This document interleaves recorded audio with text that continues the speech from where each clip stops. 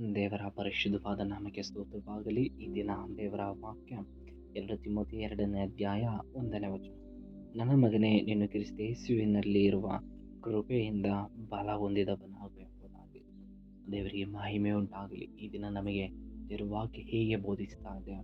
ನಾನು ಮತ್ತು ನೀವುಗಳು, ನನ್ನ ಮಗನೇ ಅಥವಾ ನನ್ನ ಮಗಳೇ, ನಿಮ್ಮ ಬಲಹೀನತೆಯಲ್ಲಿ, ನಿಮಗಿರುವಂಥ ಸಮಸ್ಯೆಯಲ್ಲಿ, ನಿಮಗಿರುವಂಥ ಇಕ್ಕಟ್ಟಿನಲ್ಲಿ, ಇರುವ ಹೋರಾಟಗಳಲ್ಲಿ, ಅನೇಕ ಸಮಸ್ಯೆಗಳಲ್ಲಿ ನೀವು ಬಲಹೀನರಾಗುವಾಗ, ನೀವು ಶಕ್ತಿಯನ್ನು ಕಳೆದುಕೊಂಡುವಾಗ, ನಿಮಗೆ ಯಾರು ಇಲ್ಲ ಎಂಬುದಾಗಿ ಹೇಳುವಾಗ, ನೀವು ನನ್ನಲ್ಲಿದ್ದುಕೊಂಡವರಾಗಿ ಬಲ ಹೊಂದಿದವರಾಗಬೇಕು ಎಂಬುದಾಗಿ.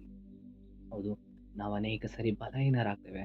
ಆದರೆ ಈ ದಿನ ಕರ್ತನಾದ ಯೇಸು ಕ್ರಿಸ್ತನು ಇವತ್ತು ನಮಗೆ ಹೀಗೆ ಹೇಳ್ತಾ ಇದ್ದಾರೆ, ನಾನು ಮತ್ತು ನೀವುಗಳು ಕ್ರಿಸ್ತನಲ್ಲಿ ನೆಲೆಗೊಂಡವರಾಗಿ, ಕ್ರಿಸ್ತನಲ್ಲಿ ಜೀವಿಸುವವರಾಗಿ, ಇವತ್ತು ಕ್ರಿಸ್ತನ ಕೃಪೆ ಉಂಡ ಕ್ರಿಸ್ತನ ಪ್ರೀತಿಯಲ್ಲಿ ಇವತ್ತು ನಾವು ಬಲಗೊಳ್ಬೇಕಾಗಿದೆ. ಇವತ್ತು ನಾವು ಎದ್ದು ನಿಲ್ಕೊಳ್ಬೇಕಾಗಿದೆ. God bless you. ದೇವರು ಎಲ್ಲರನ್ನ ಆಶೀರ್ವಾದ ಮಾಡಲಿ. ಆಮೇಲೆ